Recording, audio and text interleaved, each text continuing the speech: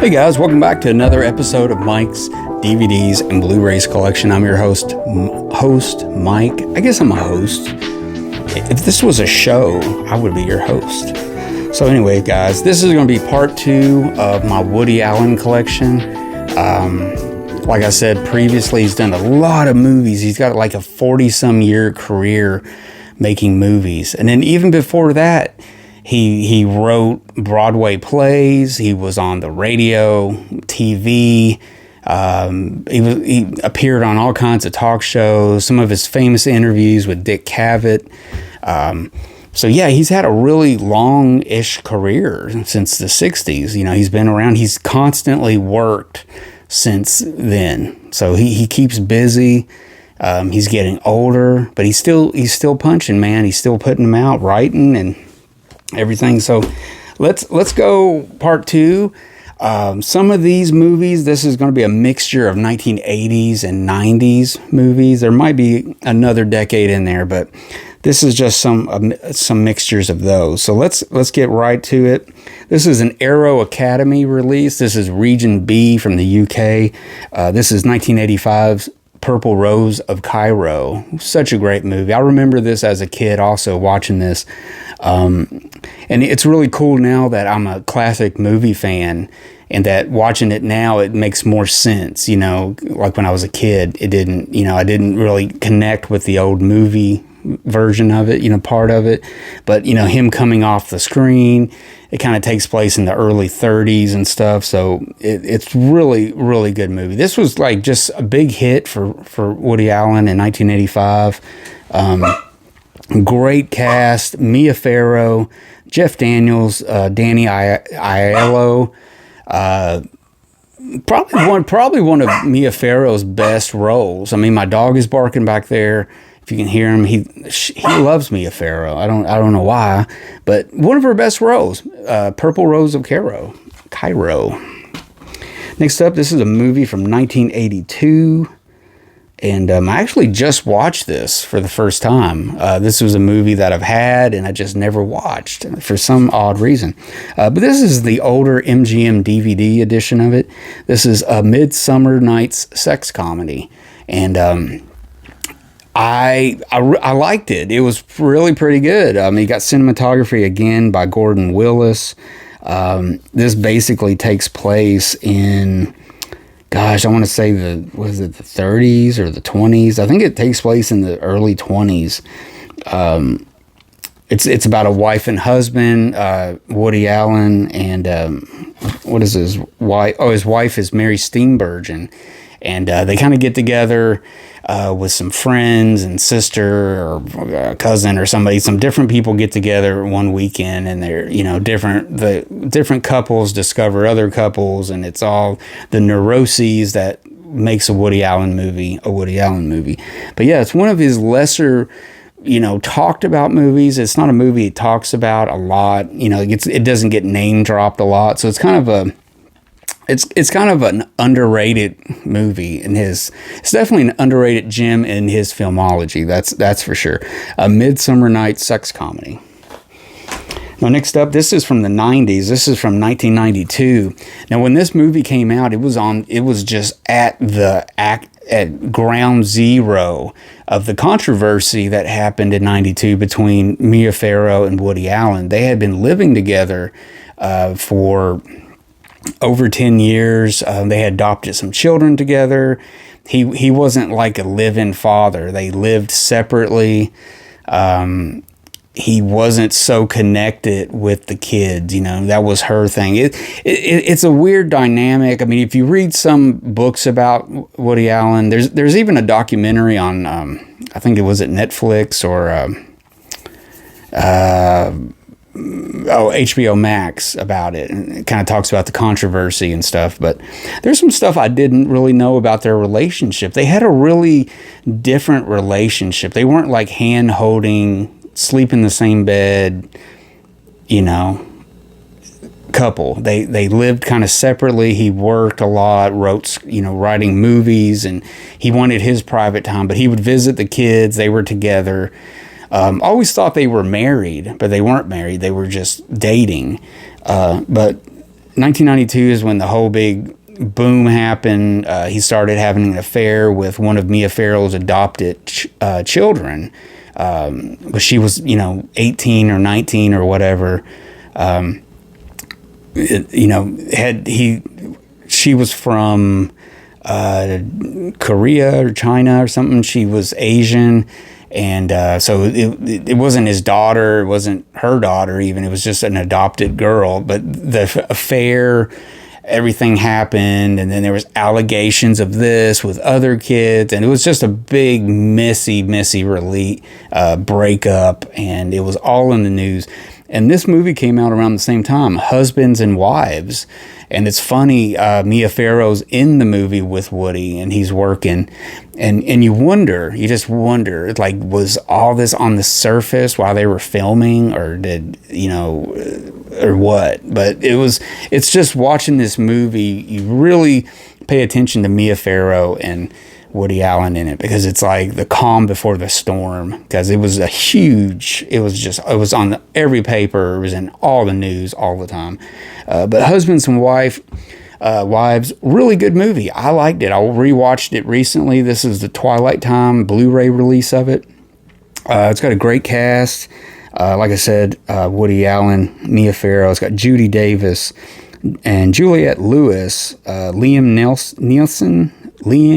Neeson. He was pretty new around that time. Director Sidney Pollack's actually in it too. And I think around this time he started using Carlo De Palma as his cinematographer, or he had been using him a little bit. But anyways, Husbands and Wives, a really good movie. It's kind of filmed with kind of a handheld technique, where it's just basically handheld, they're following, and stuff like, you get a lot of movement in it and stuff. So some people might say, I don't like that, it moves around too much and stuff like that, but at least Woody was kind of mixing it up a little bit, changing things a little bit. But yeah, Husbands and Wives, a really good movie. Check it out. It's about a more mature couples, having difficulties splitting up. It just, some of the stuff you see in Woody Allen movies, affairs and falling in love with it's a Woody Allen thing. Okay, this came out in 92. This is the DVD version of it. This was really, people said, what the F, when this movie came out, because it was such a it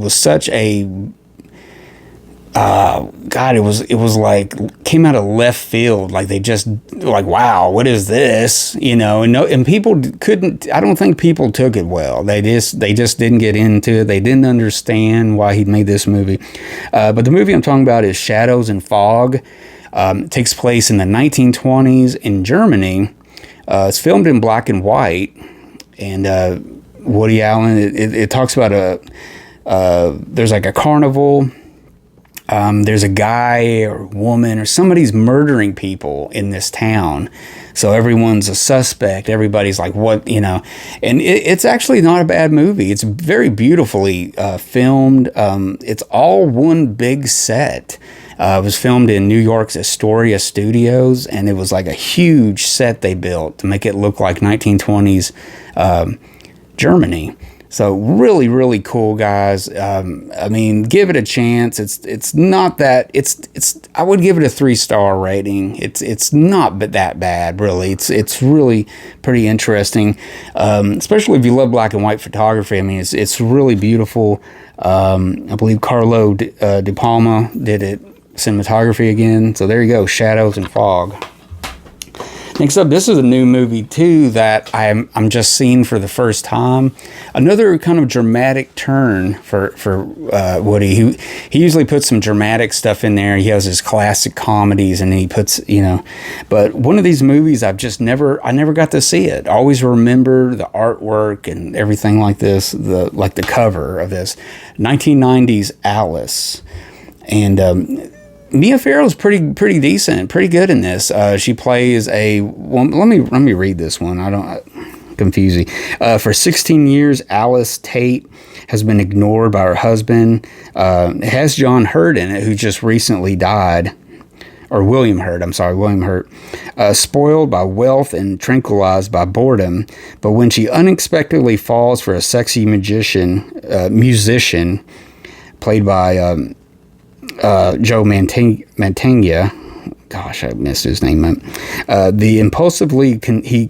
She compulsively consults a mysterious Chinese herbalist for advice. Alice begins a madcap journey into the strange new world of possibilities.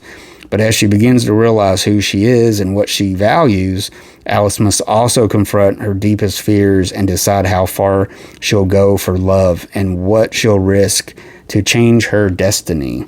So it's kind of got a magic underlayer. I mean, she meets this Chinese man. He gives her this herb or some kind of mystical type of, herb or something, and it kind of changes her. She kind of opens up her world and she discovers things. She starts having fun. She's alive again.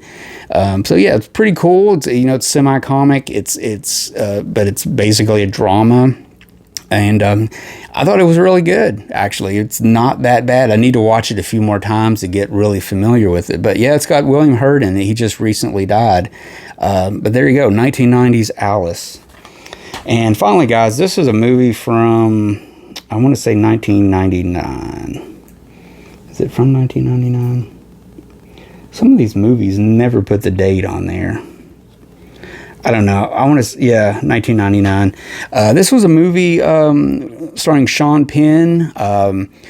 Another thing about Woody Allen is he loves 1920s like ragtime jazz, kind of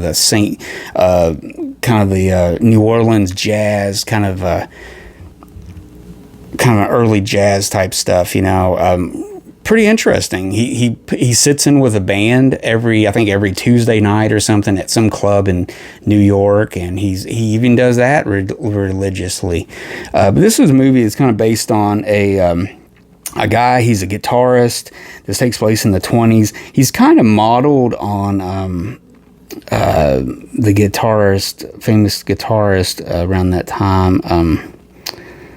Oh man, I can't think of his name. Maybe I'll put it down there. But famous Django Reinhardt, Django Reinhardt, who was kind of a guitarist and he did some jazzy stuff. He was really good, actually.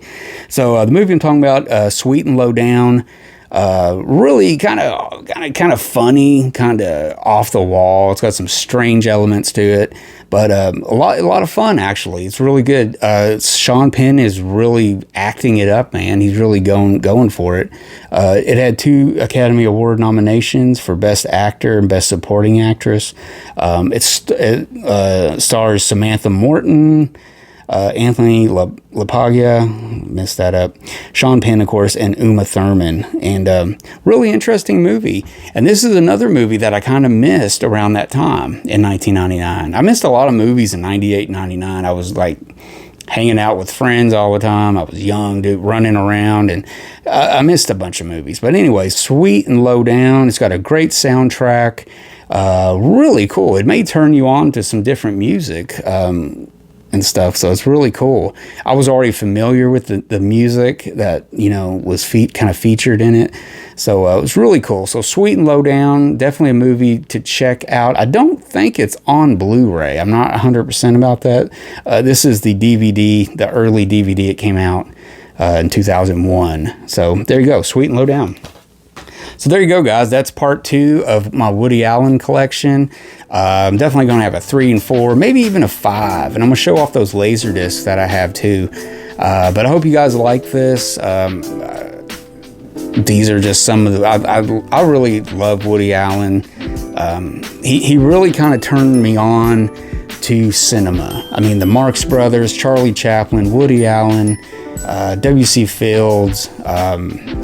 Akira Kurosawa, people like that just kind of focused me into a different direction when I was young and turned me on to classic movies, foreign cinema, all kinds of different stuff. So Woody Allen's got a special place in my heart, and I'll be really sad when he's not here anymore, not creating that indomitable spirit that he has, and everything. But yeah, I hope you guys don't like this. If you did, give me a thumbs up. Subscribe to my channel if you haven't already subscribed, and comment. Let me know what you guys think about it and some of those movies I was talking about. So that's about it, guys, for this day. So until next time, guys, I am Mike.